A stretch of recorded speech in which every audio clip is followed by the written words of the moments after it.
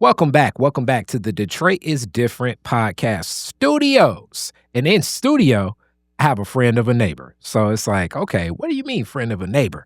It's a lot of stuff happening over here of this like 12th Street Linwood connection and things that I like in reference to culture, arts, creativity. If you all have connected with Detroit is Different, you all are very familiar or should be familiar with the My Natural Hair Show and so many other things, like even the Detroit is Different Festival that needs to come back, all hosted at the Andy Arts Space, right? So it's like the Andy Arts Space right on Finkel, like right in the neighborhood, just like Detroit is Different. And that definitely is run by Josh and Laura. They reached out, they said, and Josh is always so interesting. It's like Josh was like, Kari, I got a friend. Can they come on? I was like, Josh, say less. They your peoples, they my peoples. Meaning like it's community, it's family. Let's get them connected. So met the guest in studio today via that conversation. And she's working on some very creative and also progressive works when it comes to fashion. A lot of stuff I didn't even know about fashion, but fashion is revolutionary from Sarah Jane Mark. How are you today? Good, doing great. Thank you for having me. Oh, all cool, all cool. And you listen too. So like you say, it's like now you're in session of where others that you have kind of caught over time connected to. Yeah, definitely. A lot of good friends and community been on your podcast that I love dearly. So it's an honor to be here. Definitely. One being Halima. Shout out Halima. Love my Halima. She needs to get back in here sometime soon, too. Some cool sneakers all the time. And sneakers, fashion, clothing, that focus is something where you see that in revolution and a lot of organizing and a lot of activism. We're going to get into all of those stories. But first, we always start these with your Detroit story. What brings you to the city? How many generations deep? What is you in Detroit connecting? Yeah, my husband, Billy, Mark, and we moved here 12 years ago with our 1.5-year-old. So now we have 2 boys. They're teenagers.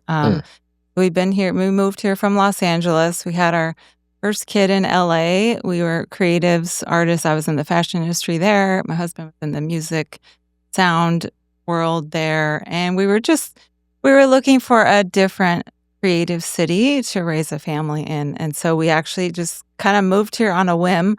And then we ended up falling in love with the community, getting connected to a really beautiful community that we live in, not far from here, just 5 minutes down the lodge. And it's kind of surreal to me. I'm from California. I've always kind of envisioned myself on the West Coast in the mountains, and here we are in Detroit. But I just have come to believe that home is where the people are that you love. And so I've just come to love the community here dearly and figure out how we can love our neighbors well in this place. And that's kind of like the ethos of our life here.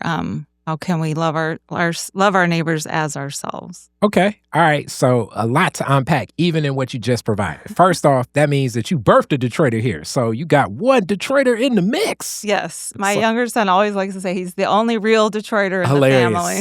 Hilarious. Shout out young son. I'm with you. We was born here. Yes, there we go. Big Lions fan. Okay. Quite a Detroiter. Well, he's a different type of Lions fan because he's so young. He doesn't have the heartbreak of many other Lions. True, very grew true. into Lions winning. That's a whole nother culture. So shout out to you. See, part of the victory tour of the Lions. So Nice. With this, you said L.A., California. Where always L.A. or always whereabout? Because California is almost like states into a state. Right. Born in Long Beach. That's where I still have a lot of relatives. Okay, today. so Southern California. Yeah. And then raised in Northern California, almost to Oregon, like in the mountains. Oh, that's a whole Mount different Shasta. culture. Yeah, whole different culture. And then after college was in LA in the Hollywood area for 13 years. That's where I met my husband, Billy.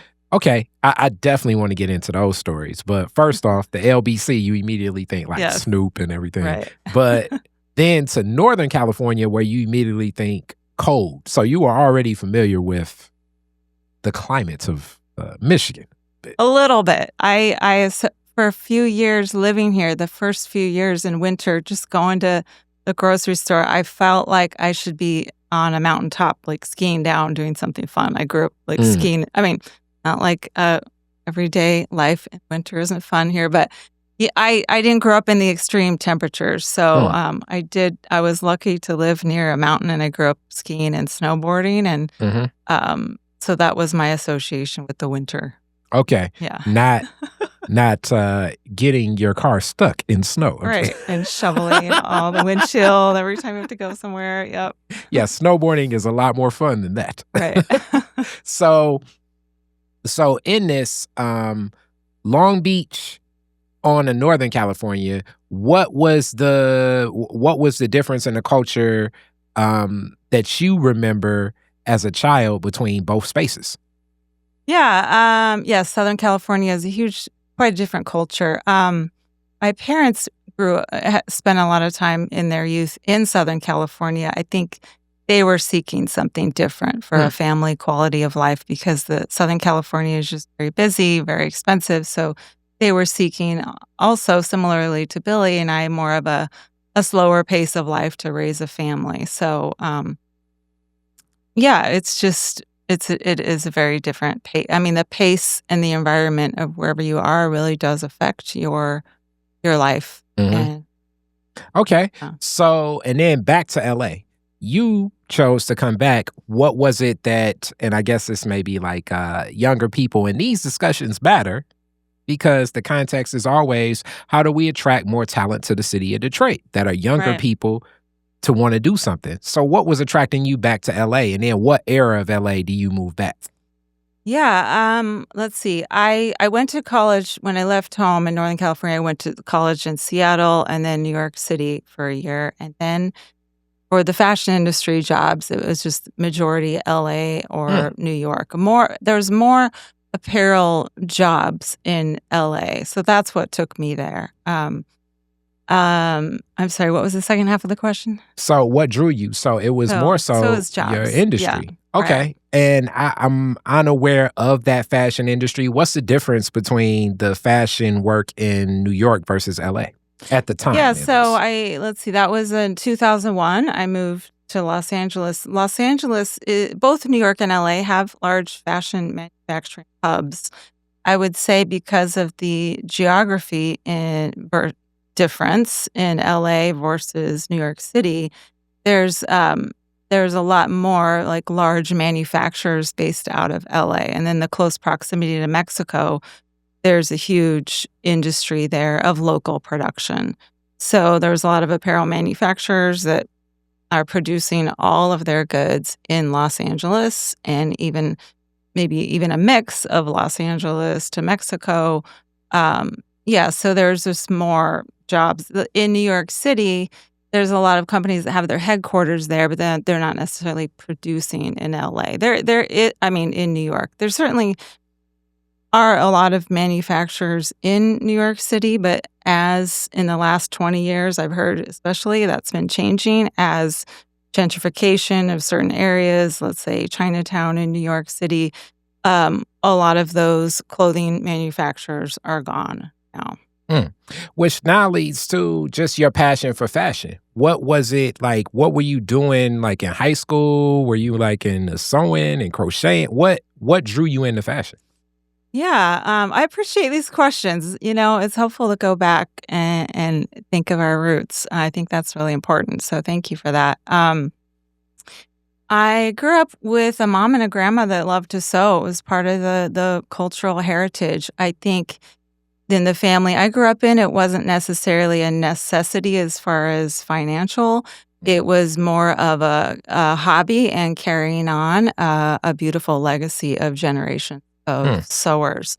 And growing up in the 80s and 90s, we didn't have iPhones, we didn't have internet. My kids just still cannot believe that.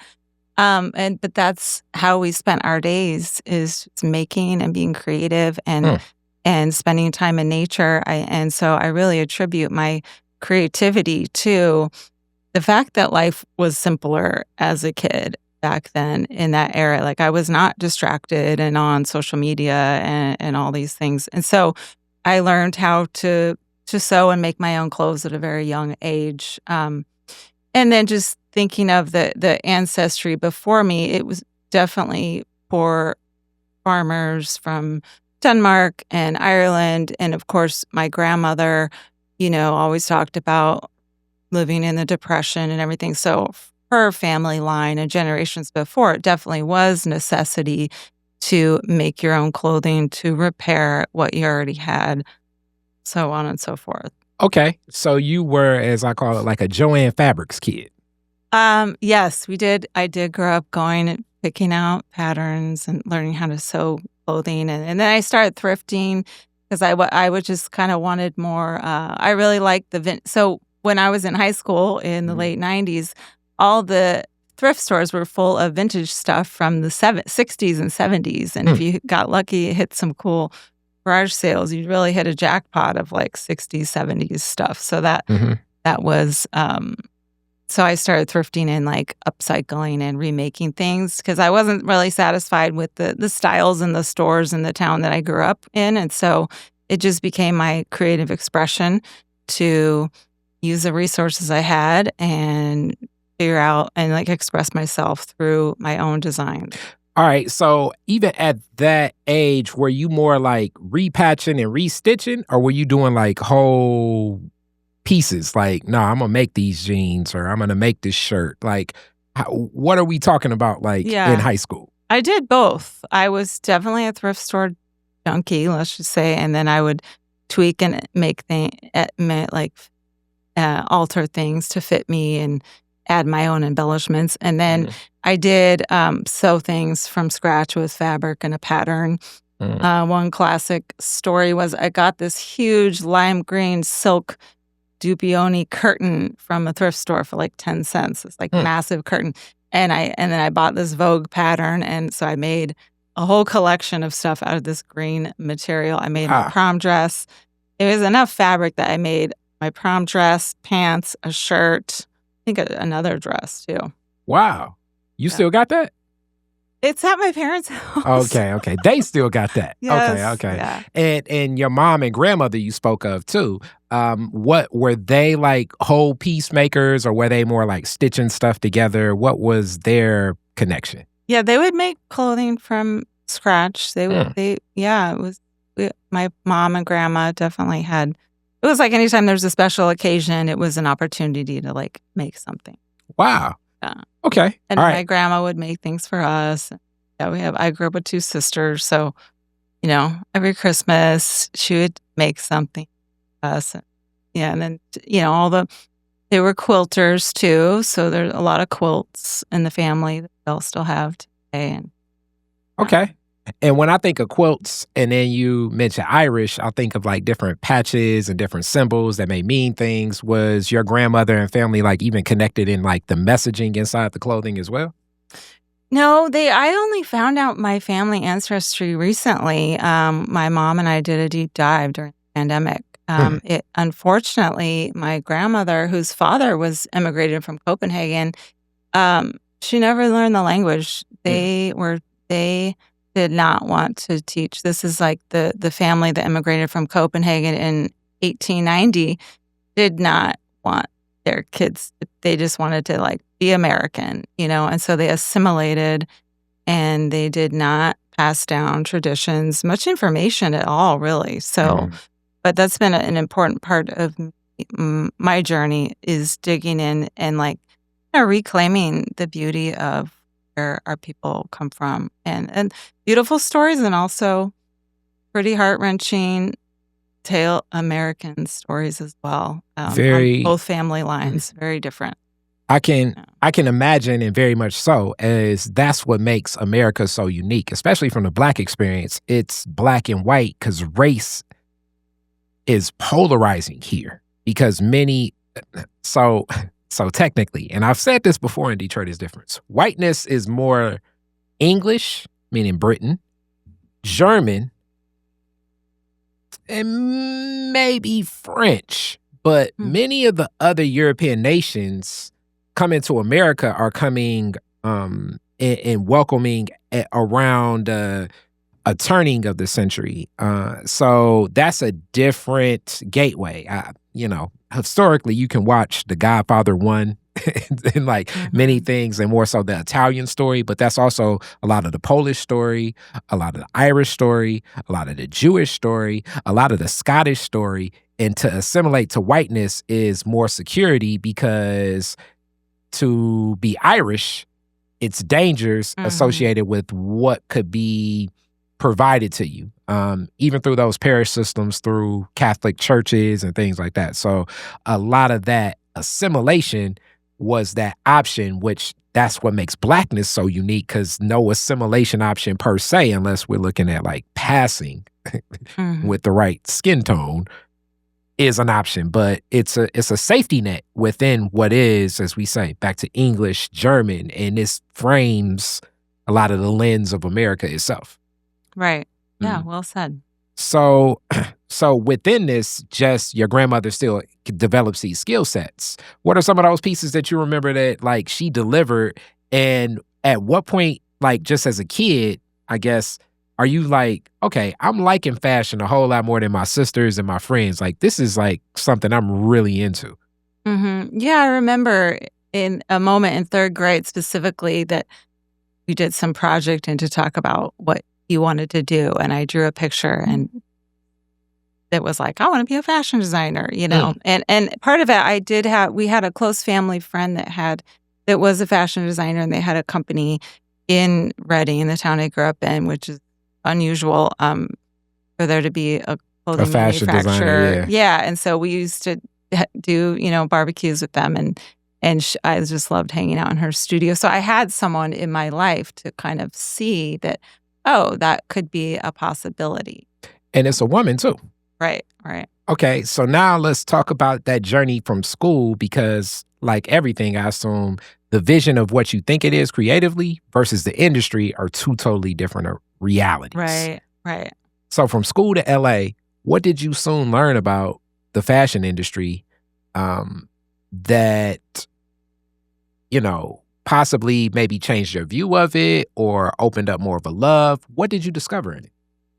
Yeah, because I grew up as a maker, making my own things, loving to just design and be creative. You're so hands-on, right? And I really love that, like hands-on artistry. When you design for a large clothing manufacturer, your job as designer, there's some sketching involved, but really your job is a production management role. And so it's a huge admin job. So I always would say about 90% of the job is admin and 10% is creative. And so, as a designer, I had a whole team of people that I worked with, that I managed. Every design company has a team of designers. Within that, there's apparel designers, there's graphic designers, there's the tech team, there's the pattern makers, there's production designers, and there's sourcing. Someone's job is just to like source materials, right? To source all the buttons and trims and all these things. And then there's managing the production staff.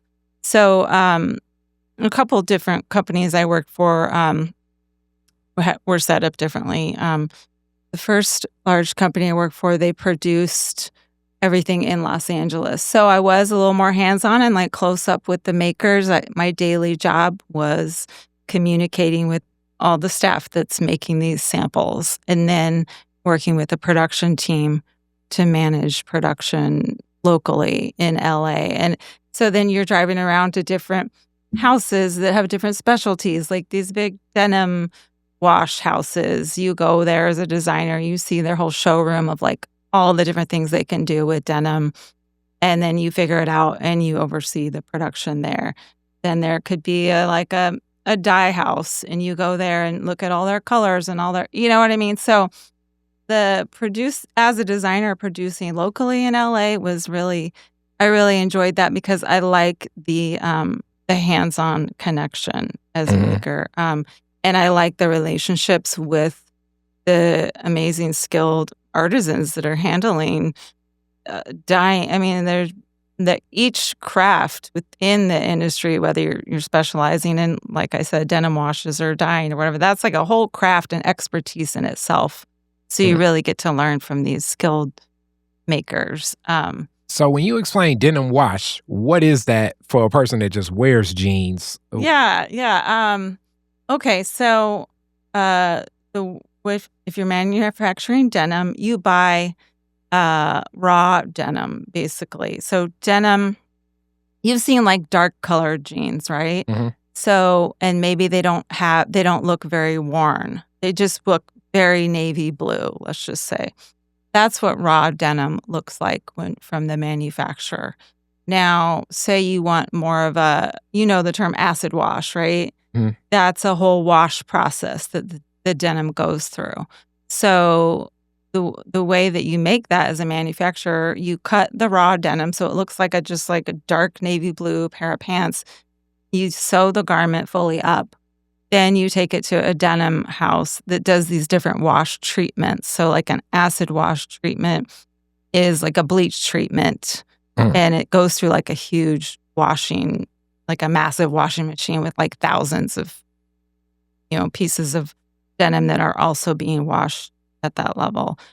So that's just like acid wash is just like one term or one style of wash, but there's like hundreds of different. If you go to a store with like a denim bar now, you'll see a whole range of colors of denims, wash style, knees blown out, or a variety of techniques. Like a denim manufacturing facility like creates all of that, all those looks. Okay, does that make sense? That I'm following you.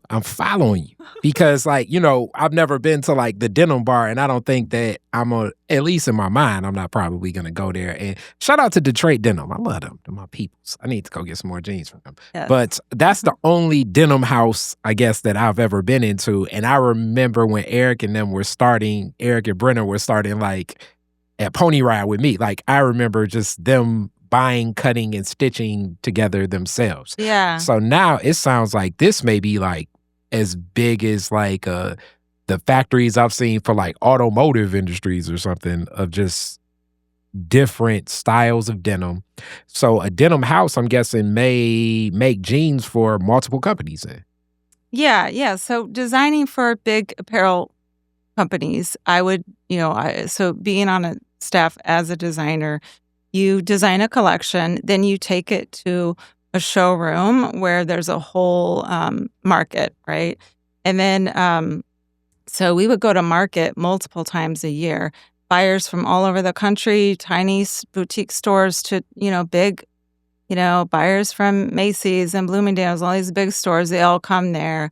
They're shopping the market. They place the wholesale orders from us, and then we go into production. It's just like a constant cycle working for a large apparel manufacturer. You're constantly designing what's coming next, like a year in advance, and then you're constantly working on the current production of what you designed a year ago to fulfill all those orders. Wow. Okay. So people think, oh, you're a designer. That they in their mind thinking I'm like actually sewing stuff at for big manufacturer. That was not my. That would be if I had a little shop and I was just like making one-off things. But my background for 10 years, I worked as a designer for large manufacturers, so connected to the whole industry. And then the most recent job I had in everything was made overseas. So that was like a whole nother level of doing business with factories in India and China.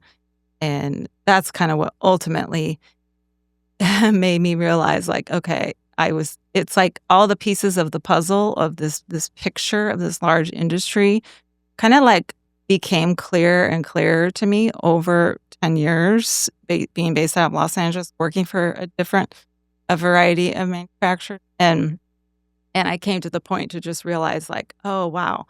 Like all the things I kind of knew in my spirit, I was like, something's not right here, like really came to a breaking point where I was like, okay, I need to leave. Because that's just always what I was assuming. Like I was always assuming that a lot of the materials are taken from, as they say, what do they call it? The the global South or whatever. Like you're taking materials from Africa, Asia, of both those nations and South America, and all of it's like coming together in massive production processes Mhm. to create the shoes, the shirts, the jeans, and all of these materials, and then it's coming back to America for us to consume it. Or, some of those, I guess nowadays the world's so global, the people with the most resources, even in those nations where it's being sourced from. Right. Um, Yeah, exactly. Yeah. okay, so as like this process is happening, also just LA at the time. You said 2001, 2011. You're there for like that snapshot of LA. What was the culture like in LA for you during that time? As you're watching this, because like a lot of cities, I mean, things are changing. But what was the culture in LA at the time?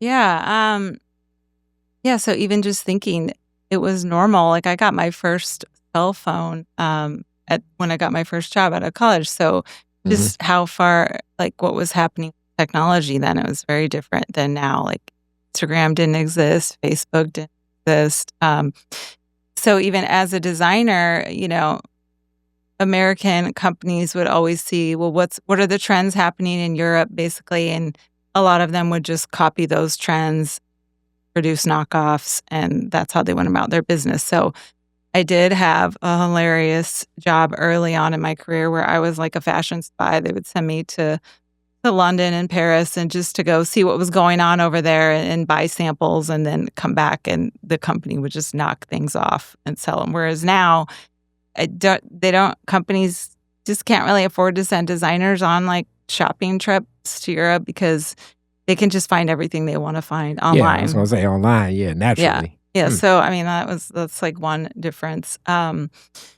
and the culture in LA, a good question. I mean, for me, I was just being immersed in that industry, I was working, like, 60-hour weeks, so it was pretty Wow. intense. So, I feel like I was in my own, You were in world that of world. Is yeah. that commonplace for people that work in fashion to be that immersed into it? Yes.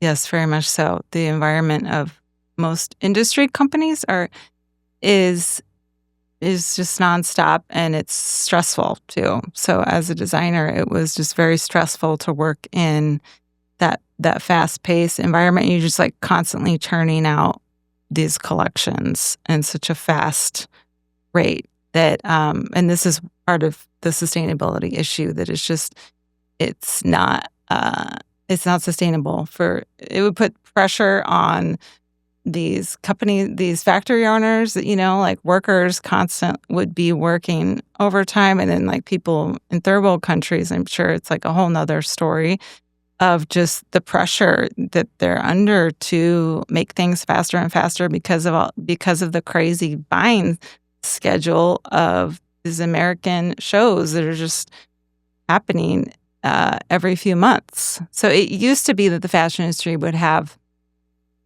a spring collection, winter, a fall, a summer. Then the buying just got crazier and crazier. They started implementing more collections that are due between the seasons in a way that it was like, I mean, different companies operate on different levels and Mhm. have a different seasonal calendar. But I think during that time, if it felt like, I can't remember the exact amount, but it was a nonstop output of So, product. okay. And now I guess that also brings the number one things that like my mom always used to say. It's like because we're Americans, we're branded, we're connected to brands, but it's like the same factory make this, they make that. How true is that? Like, what's the difference between designer in I don't know, a thrift, well, not thrift store, but I guess it'd be like the J.C. Penney collection, you know what I'm saying, versus like the high-end fashion designer, boutique store, like the Burberry versus like a J.C. Penney, other than the costs. What's the difference?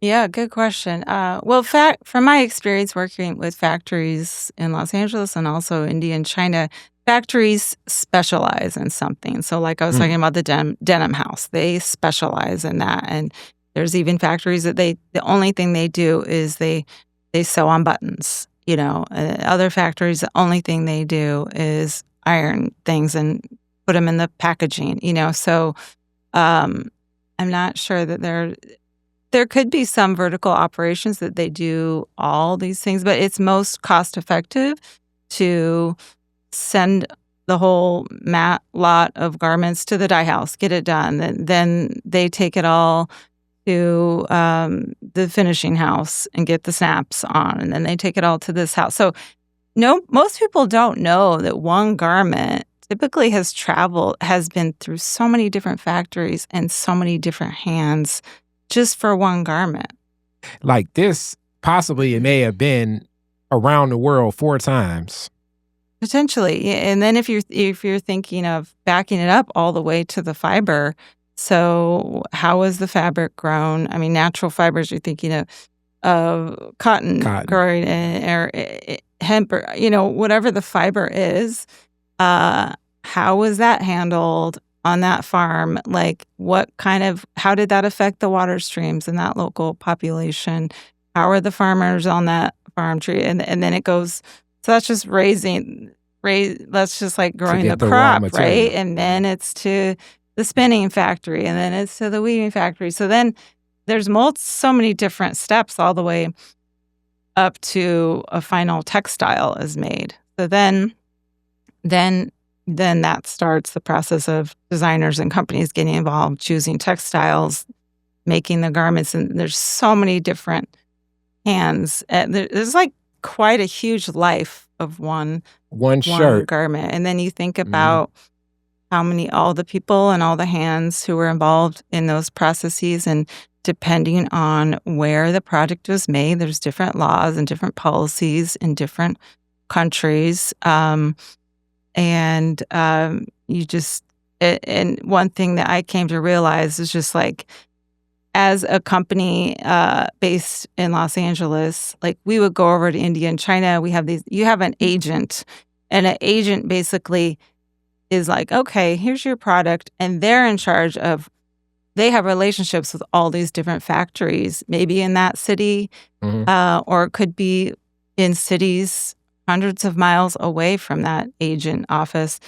And then, so you think your product is being made in one place, but then it's all about this price game, right? So the owners and manufacturers are just always trying to like get these agents it's a whole negotiation process. And then think of all the different apparel manufacturers that these agents are hearing from. It's like these bidding wars happen.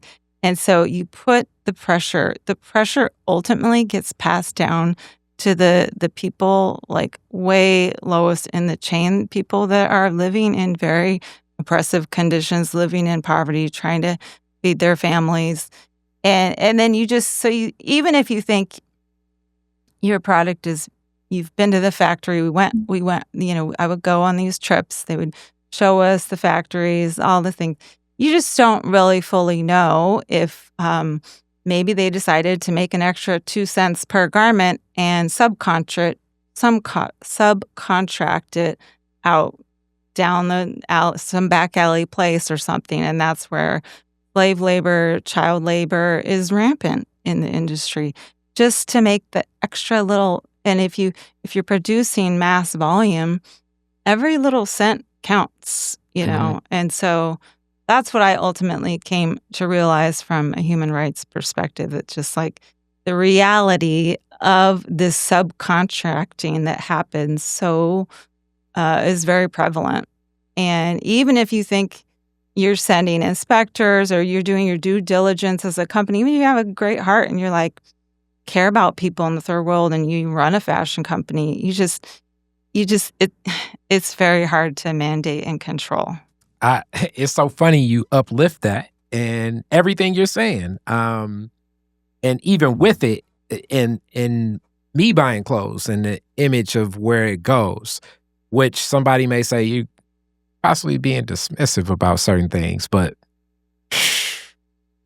being black in America, the Kari Fraser view is this is a gangsta ass country on a lot of levels. Shout out to my professor Radner's, one of my favorite probability and statistics professors ever I've ever had. And this was the beauty of college. Like we could go back and forth. And I had this very debate with him.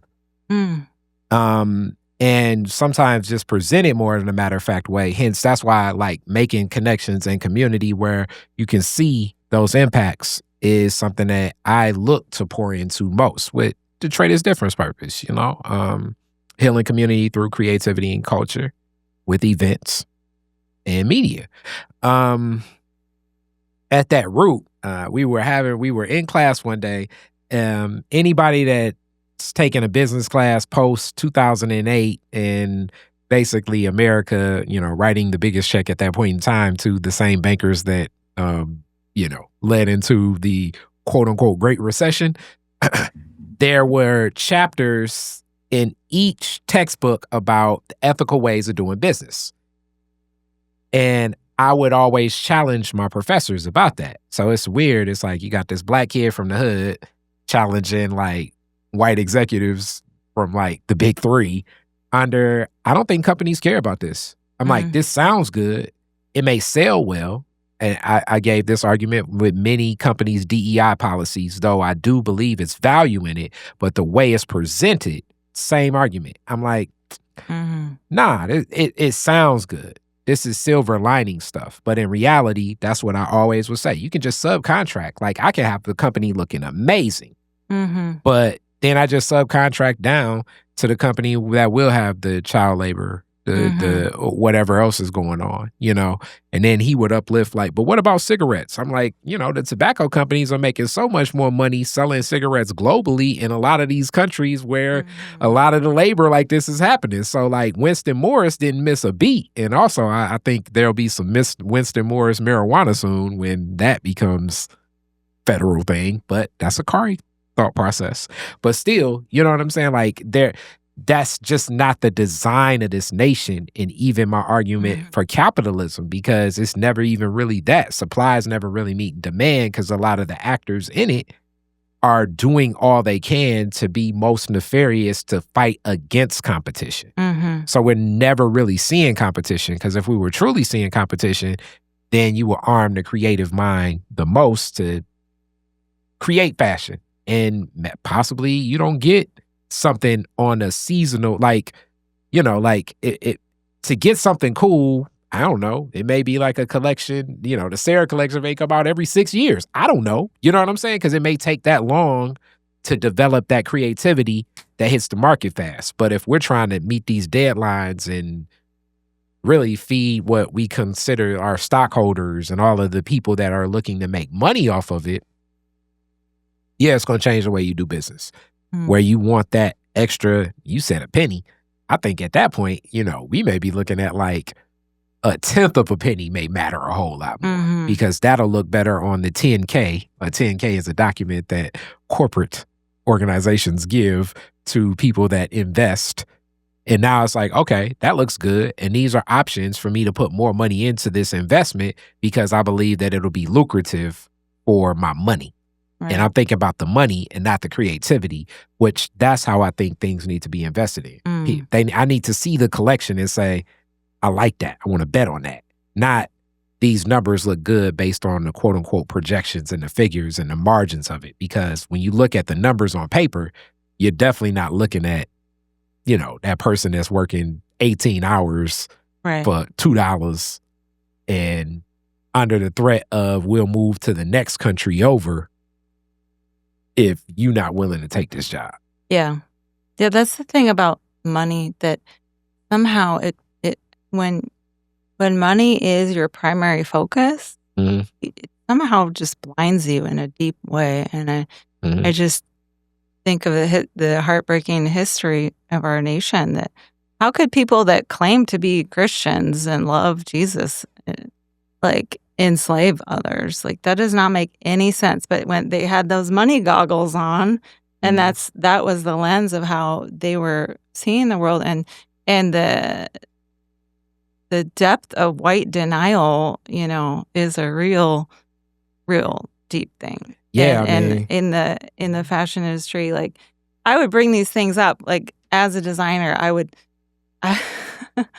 I would try to talk about this stuff and ask like the owners of the company, things like that, and people would just skirt the issue so hard, and they just don't want to talk about it. Don't want to talk about it. Just look at all this pretty stuff here, and let's not worry about how things are made exactly and who's on the other side. Like we just live in this privileged space, and we don't really have to do that.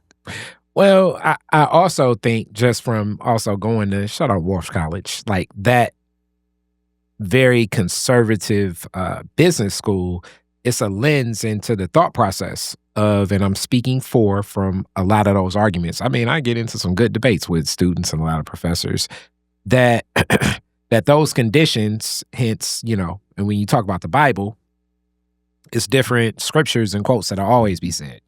There will always be poor. That's always Right. uplifted. People have options and they make choices.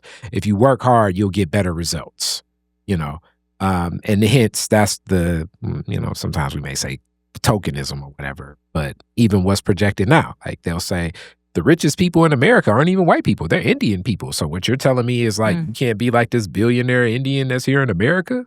Like these are the arguments that I think raise comfort levels for people, which Mm. even in those arguments, when you unpack it with critical thinking, it's other analysis that needs to take place. Like it's it's a reason for those arguments, and even like to take certain arguments about like other social conditions of how extractive can you be from any form of people or nature itself. What's the role and responsibility? How do you look at things? Why do you look at things like this? Because even in, shout out to solidarity, even in like the environmental justice world, as much as the thought process is like, okay, these people are more progressive, but some of those same arcs still exist because it's deep embedded to the ethos of the gangsterism of this nation. To me, these are just Kari thoughts. So as I'm going and waxing poetically on things, we're not even to like the choice of moving to Detroit. You said that you all made that choice, but I'm sure like, yeah, bringing up to like somebody like Tommy Hilfiger, like, hey man, I think you may be taking child labor for this. Your days may be numbered in the high fashion industry. What was the, I guess, what was that moment that it was like, this probably ain't gonna work anymore? What was that? Yeah, I actually have there was a pivotal moment. I was in India. I was in Mumbai, and I was as a designer on behalf of this big company there working on the collection, and the way that it works is they put us up at these luxury hotels surrounded by gates. Mumbai is a pretty intense city. So we had this beautiful luxury hotel that's like gated, and of course you drive in and they're checking for like bombs under your vehicle, like high security kind of thing. And then, but the scene that you drive through before you get into this gate is just full families sleeping in gutters, like living, like trying to get water and bathe themselves in the gutters, just like heartbreaking poverty, right? And I just, after, it had been a few years of doing that, and I just was like in my hotel room, like felt like in a jail in a way, because like my heart wanted to be doing work to be with people and like be a solution to people living in poverty. But I was like working for this big company, and my job was to just design more stuff for rich people that didn't really need it, So I just remember that moment as a pivotal moment, being like, okay, I need to figure something out here. So I went home. I was supporting us at the time. My husband was in school. I was like, I think I just need to stop. I just need to stop and like take a break.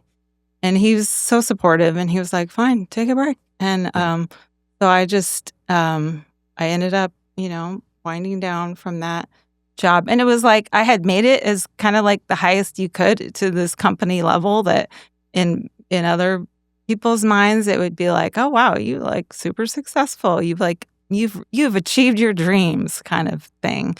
But it wasn't that, when I was there, I was like, that was not, when I was in that space, that was not a dream life for me. And no matter how much money they paid me, like, it really wasn't worth the physical, like, the mental, emotional stress, and then that can impact you physically as well. I assume so. And I assume also that's where the sometimes the proclivities come into play and the other ways that we're just going to disassociate ourselves from what this is. So in that, back to you're immersed in this culture, all the people you know, your family, how do people respond to you saying, yo, I ain't doing this?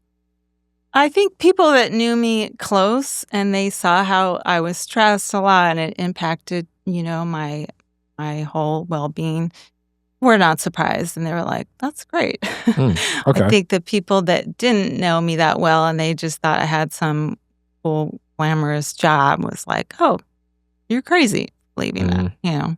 okay. And then soon after leaving, how long did it take to come to Detroit? Yeah, let's see. Well, well, real quick, maybe before that. So in this break I had, I was sad because I grew up as a maker. I always loved it, and so I thought I was like leaving fashion for good. But I just knew that's what I needed to do. But then a few months into the break, uh, a few friends who are like-minded designers were like, "Oh, there's a artisan group in India that is wanting support and connection and to like be able to find a market to sell their products Mm, to uh, people in the US." So I actually ended up getting to go back to India during wow. that break period with just a whole different ethos and outlook. Before the priority was always on the product. Let's get the product right, cheapest price, blah blah blah. This was complete flip. It was the focus. The whole purpose of going there was to connect with this women's empowerment group, Mm, um, and see how we could partner with them and like uplift what they were doing. There's a beautiful woman named Dr. Rita. She led this group. And so it was like a beautiful beginning of a fair trade company. And that was sort of like a next journey that I took. And that company still exists today, working with women all over the world. okay. Shout out Oh, Dr. Rita. yeah. All right. So on that project, I'm guessing reignites your passion a lot more that it's another way to do it. Yes, exactly. I just feel like I finally found the right way. Okay. Yeah. All right. And then went to Detroit. Yeah, so I did that freelance for a few years. We had our first kid in LA. Mhm. Then we were open and seeking for something different. So that was 2012 we moved here. What was it about Detroit that stood out? Because this is definitely in the throes of you're looking at bankruptcy, you're Yeah. looking at really at the time, I think probably the national story of Detroit is bankruptcy, ruin porn. Right. Definitely nothing that a lot of people would see as opportunity to raise a family. Yeah, we just started hearing about Detroit in the art news a lot back then. What were you And hearing? we were just hearing stories of one side was like artists moving to Detroit, buy a house for $500 Mhm. and this kind of thing. But it was more than that. It was more than like being able to buy a cheap property. It was like we were hearing stories of artists who were immersing themselves in the community, being a part of, affecting positive change in a place. It was honestly a bit of a whim, and we weren't sure, what to expect. Okay. Yeah. Because you all didn't have any other friends or anybody else. So you come Yeah. here. Where do you guys move? We What found neighborhood? a rental house in the New Center neighborhood, Mhm. and, yeah, which is where we still are today, not in the rental, but we ended up buying a property near Okay. there. All right. And what did your family, friends, your other stakeholders say when you're like, yo, we about to move to Detroit with the kid? Um, I think they're a little shocked, you know? Actually, most people just, I think, are like, it seems like the majority of people that have just this impression of Detroit through the media, um, and which is sadly just not a very great impression. But my parents have always been very supportive. They lived in Mexico for years. Like I grew up with a family deep in the Christian church tradition that valued going and spending time in third world countries and doing these sort of volunteer missions and work like that. Yeah, so I grew up in a family that did that. So I think maybe my parents kind of felt Thought like that this they is were like your iteration of that. the American city version, and just seeing that it's great to go to other countries and like lend a hand, but there's a lot of cities in America that do need support and resources from people from more affluent cities and neighborhoods. Okay. So in this journey as artists, who are some of the artists that you all have connected with in your work, and how do you pick up your work in the city of Detroit now? Even though I know we're in the online age and all of that stuff, but how are you connecting to the artist community with your work here upon coming and since then? Yeah, well, actually, the first person that we met before we moved, we met this person in LA. And it was like a friend of a friend, and Jessica Care-Moore. Oh, shout out Jessica. And we love Jessica. So actually, Jessica was like the only, I think, her. And then actually, my husband Billy ended up coming on like a scouting trip before we moved here. And another random connection, he got connected to Cornelius through underground. Yeah, underground resistance. Yeah. Shout out Corn. Okay. Yes, and so. You all it's met just hilarious that those are two of the first people that we met here. Yes. And two big figures that will introduce you to a lot of people just by being around them. Yeah. You almost get if you could sit with Corn and Jessica for, I don't know, like 7 days straight, like 2 weeks of your life, you'll meet a lot of the culture of the city of Detroit. And some business people too, and just some regular random Detroiters, but you'll meet get immersed in a lot of the culture of the city and artistry.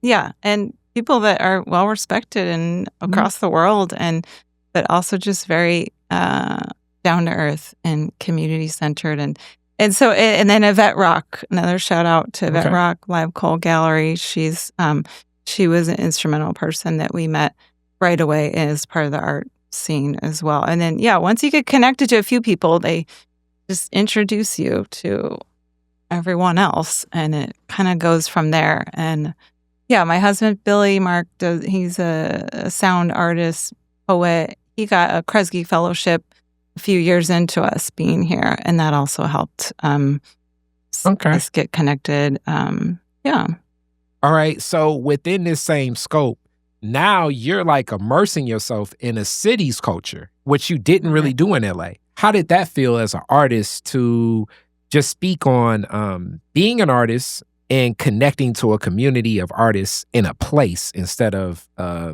industry? Yeah, I think it just lended to the feeling of being home and belonging in a way in this place, and it feeling like in the time, since we moved here, the city has changed so much, and the city has just really, I think, needed people that are willing to move into neighborhoods and immerse themselves, ground themselves, get to know the place.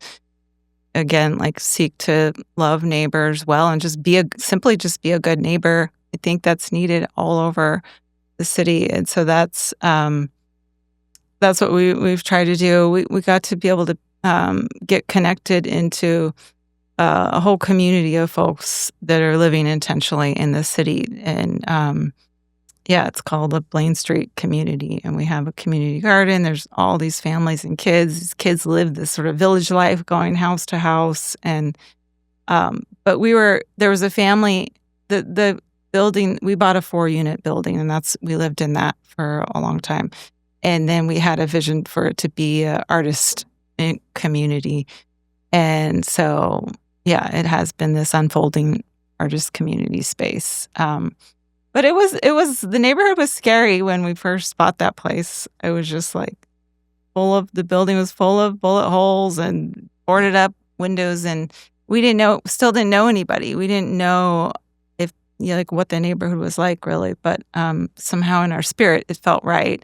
And then 2 weeks later, we get a call from the guy, a couple that live a few doors down who've been there for 10 years or more, and they have this whole ethos of loving the neighbors. And so they kind of invited them into their little they invited us into their little intentional community. And then it grew from there. And I the reason I ask that is because oftentimes in artistry, it's two ways to look at it. I've been in both, but you can be inside the community of the industry and the art that you're in, and then you can be in a community that's like the place. And that's why I was asking about what were some of the differences that you noticed that stood out to you about that. Yeah, I think we've had a very place-based ethos being here, just being rooted in the place. I mean, it's kind of hard to compare because LA is such a massive place. It's like many communities. Feels like 20 Detroit's all. I mean, Detroit is big too, but like the city of Detroit is fairly small. I mean, I love that I'm not sitting in traffic for hours every day, and I never really have to drive more than 20 minutes, which I love. LA is like, oh man, if somebody moves from Hollywood to Santa Monica, they might as well have just moved to another country because the trek from the east side to the west side there, it's so long. So then and people are so busy trying to keep up with the cost of living that to foster a sense of community there is really challenging just because of the proximity and the distance.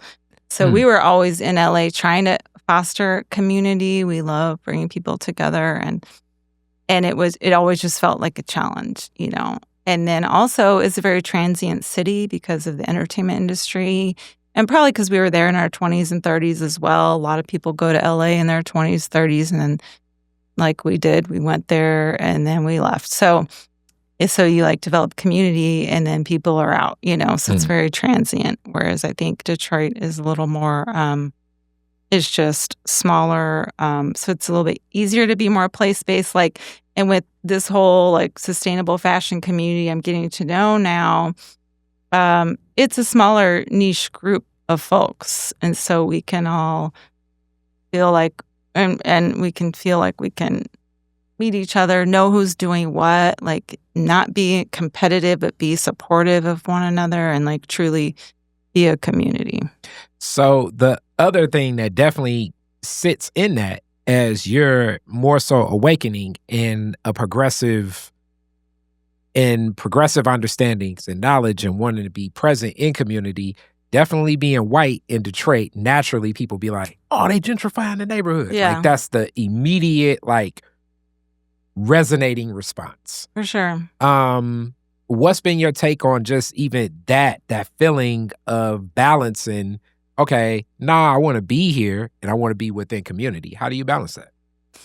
Yeah, it's been challenging for me. I'm ever since I was little, I am very shy, and so I don't like to stand out. And so I definitely in the early years especially, I felt I was not super comfortable like leaving my immediate block, like walking my kids in the stroller, just being white. I just felt like I really stood out. Plus I didn't know the place well. And so there was a whole different energy and reality of activity of things that were going on in the neighborhood at that time.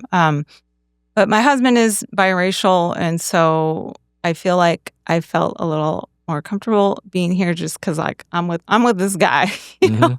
And I think people often assume that my husband is from here, but he's not. But I've struggled with just insecurity of being free to be me as a white woman in Detroit, just because wanting to be sensitive and aware to this reality of gentrification that is really can be a tragedy for a lot of people. And that's where systemic racism comes into play. Because like I often say, I want to live next door to the person that wants to live next door to me. A lot of the people on my block that grew up with me don't want to be here because they feel trapped here because they have lack of opportunity. So the challenge with gentrification, how I see it, is it's not the white family coming. It's not the white lady jogging at 8 o'clock in the morning. It's the fact that the city has provided resources and assets to attract her to jog in my community. So here we go. Longest debate that I had with Alexa that runs like the planning and development for the city of Detroit about bike lanes. And she was uplifting that the bike lanes exist because really the number one people that are hit by buses are Black men that ride bikes, which those statistics, back to the numbers, make sense. The challenge is more people in my community take buses. So we've put in the bike lanes, but you don't put in any of the bus shelters. Mm-hmm. You put in the dog parks, but you're not fixing the regular swing sets. So back to this is that concept even in capitalism, it seems more like a zero-sum game of you're doing one versus the other, which you should do both, meaning like it's not like anti-bike lanes, but it's like let's take care of the resources that the people already here are using. And back to like who the community has that challenge with, and then how it manifests is we're looking to attract this group where we don't even honor the people that have been here, especially when we look at like what's calcified and what people that have been here and gone through. And it's tough because now the person that really deals with it, possibly more than likely, is the white lady running through the neighborhood, where it's like, I'm not in the systems that create this. Right. And untangling what that looks like, what that feels like, that's the frustration where I think a lot of my people like me, my neighbors can see. But even now, because you've been here for 10 years and you're seeing even, especially like that New Center neighborhood, it's a whole vision for extending what the campus of Henry Ford Hospital can be and welcoming families that could like work within this community of Henry Ford and just walk right over for what could be medical. And you're an artist. That's not you. You know what I'm saying? So it's like, it's back to like, how do you honor the people that are there, knowing that they need opportunities while still being open to people that want to come, and then also being understanding of so many people that have felt trapped because they have not had those opportunities, and I know that's a lot, and that's definitely not even a question to throw at you, but as I share that, have you seen it in any of this lens? Yeah, I mean, and we also experienced gentrification pretty intensely in Los Angeles, downtown Los Angeles, before we moved. And the difference there is that we were part of an artist community that had been there for decades. And downtown Los Angeles in early 2000s looked a lot like Detroit 10, 12 years ago, like just vacant, like.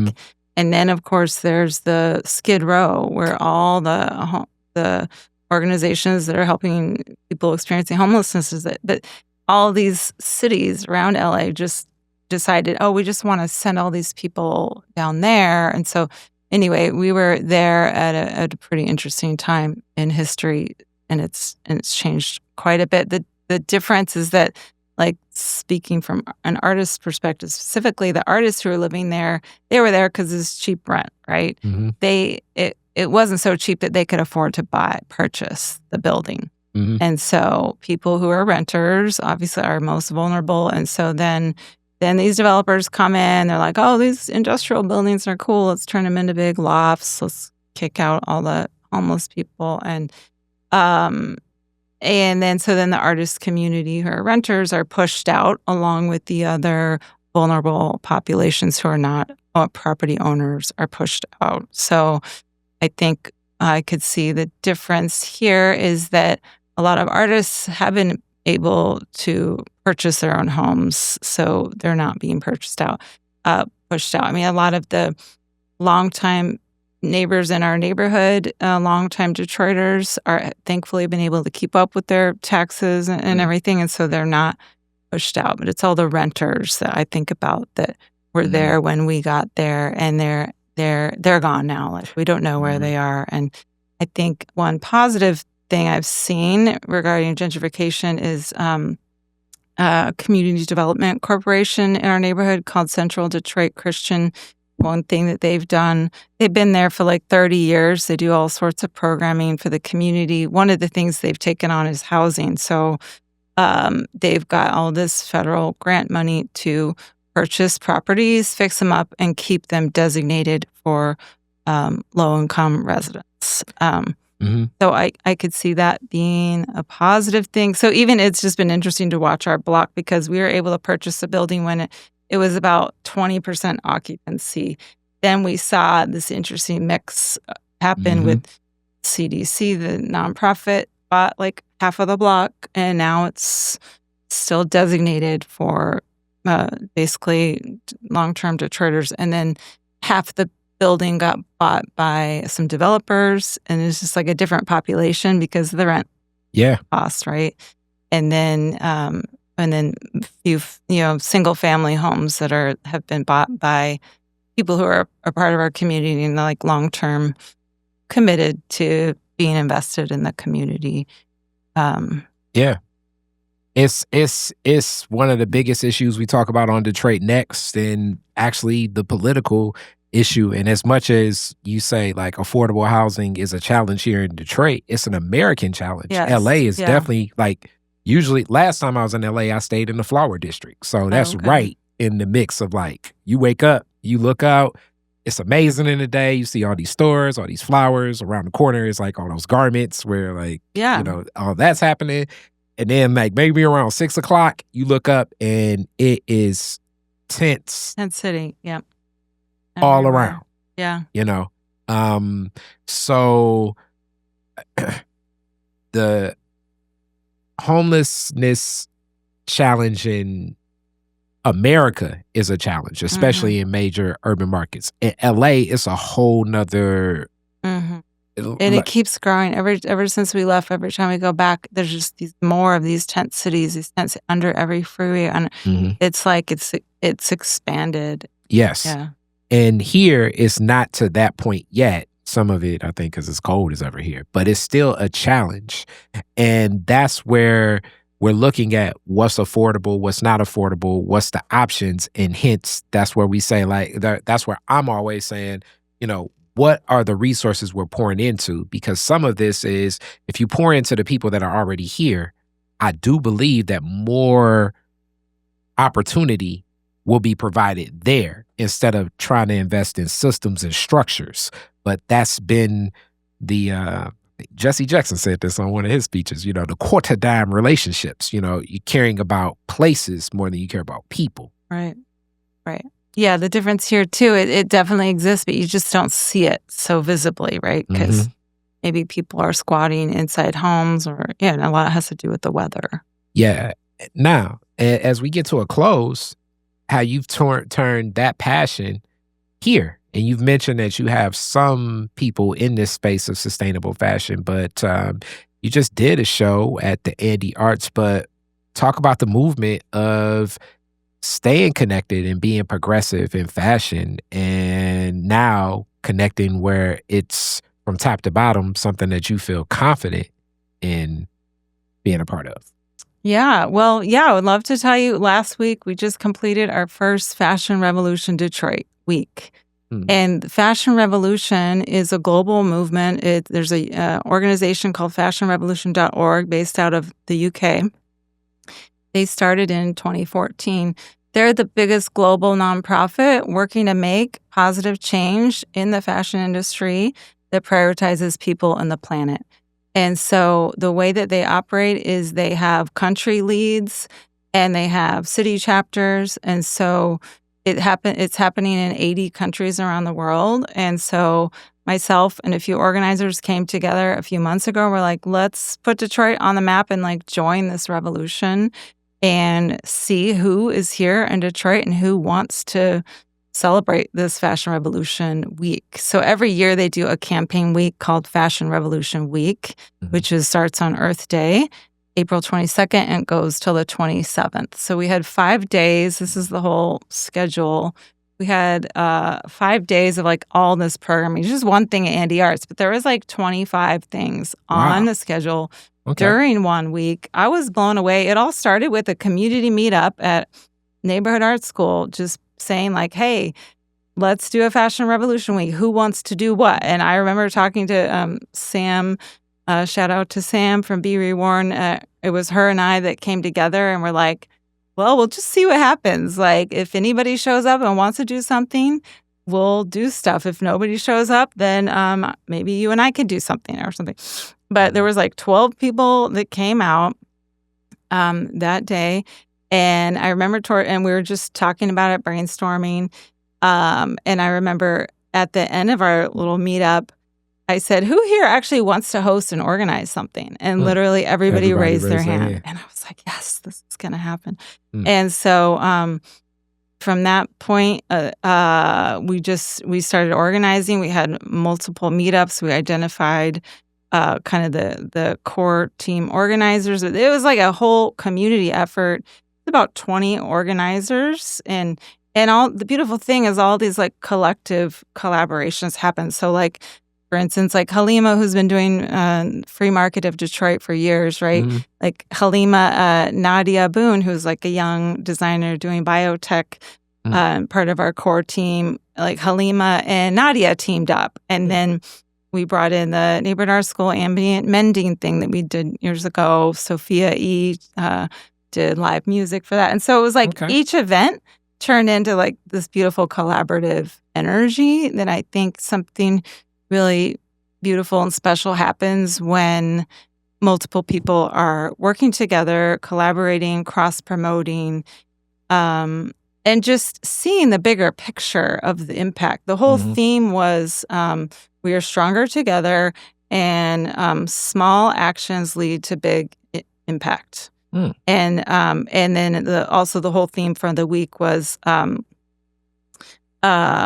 focus on local, but then with think globally, but act locally. Okay. So that it was such a beautiful week and it was no institution funded this. We got 2 small financial donations, but it was all built on people like Andy Arts, shout out to Josh and Laura, Bass Blue, like multiple spaces donated. They didn't charge anybody and so we were able to activate multiple spaces around the city, and people gave a lot of time and energy to put this together. Definitely. And I know, like I said, at the time when you reached out, it's like this Detroit is different calendar. It's like I'm like a month in advance. So if you want to get on, I'll let me, like, if you got something coming, try to talk to me a month and a half almost in advance.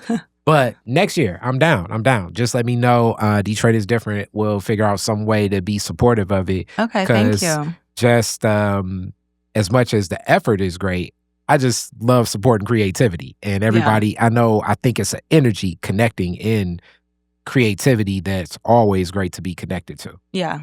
You know? Yeah, well, we're definitely going to do it next year. I mean, we're probably going to approach it the same way, like who wants to do what. We might, but we're not going to wait. There's going to be there are things happening now and all summer long, like between now and the next Fashion Revolution Week. The Fashion Revolution Week is more of like this big campaign to kind of like push the concept of we love fashion, but we don't want to see people exploited and exploiting the planet. So there's all sorts of ways people can jump in and get involved now. We are continuing these community meetups just for like the artists and designers involved to continue meeting each other, getting to know each other, sharing resources. There's workshops happening. There's clothing swaps. So it's all about like using the clothing that is in circulation already. So clothing swaps like Halima does. Mending, repairing what you already have. Like think about fixing something before you just throw it out. If you have something that maybe has a stain or a tear, don't send that to a thrift store.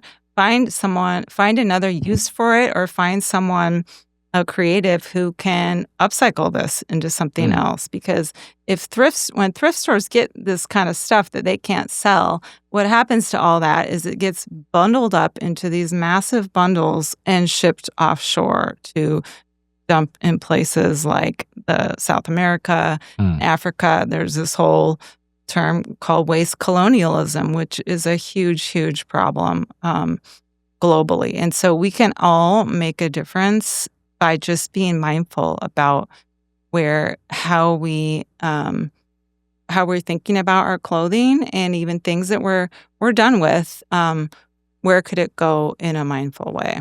Okay. Cool. All right. So with that being said, now you get to the ending, the classic Detroit is different questions. And before we even go there, if a person wants to support or be a part of this group, how do they connect? How do they get there? Yeah, our main Instagram we put together right now is called Detroit Fashion United. Okay. Get to connect with us there. Yeah, my Instagram is Sarah Mark Detroit, and you can also just DM me there. Yeah, and we'll just plug people into different meetups. If they hear about workshops and things happening, just show up. Yeah. Let's connect. All right. So, classic questions. Very first car, year, make, and model, year you got it. Wow. Let's see. Toyota. It was a truck. Why am I blanking on the truck? Mm-hmm. It was like a 1980 Toyota truck, blue. Okay. Blue car. Did you name it or it just was? Now I'm like, I can't believe I'm forgetting the name. It was a classic. Was it a Tundra? I think that's Toyota. No. Oh, a Ford Ranger. It was a Ranger, Oh, but it was Ford like Ranger. an old Okay. one, you know. Okay. Anyway. The box one? Or you don't even remember? Okay. Yeah, it was boxy. Okay, I'm with it. Okay, so Blue Ranger, Ford Ranger. I'm with it. When, where did you go when you first got it? Oh, probably to the lake or the mountains. Okay. In All right. Northern California. Yeah. Okay. All right. Well, you had the right vehicle. Let's say that. All right. You're the DJ at the end of the fireworks. Woodward and Jefferson. You get to play 2 songs. What songs you playing? Oh, wow.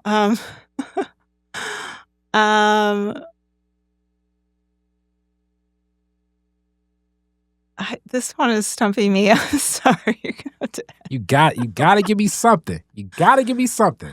Okay. We Are Family. I'm with it. And let's see. Sister Sledge. I mean, no, that's Pointer Sisters. Sister Sledge is a rock and roll band. Pointer Sisters, We Are Family. One of the Pointer Sisters passed like last year, but yeah, here we go. I'm sorry. Music, songs, always, when I get put on the spot, it's hard for me to think. You're going to have to edit this part. No, we got to keep that. We need one more song. Anything. Okay. How about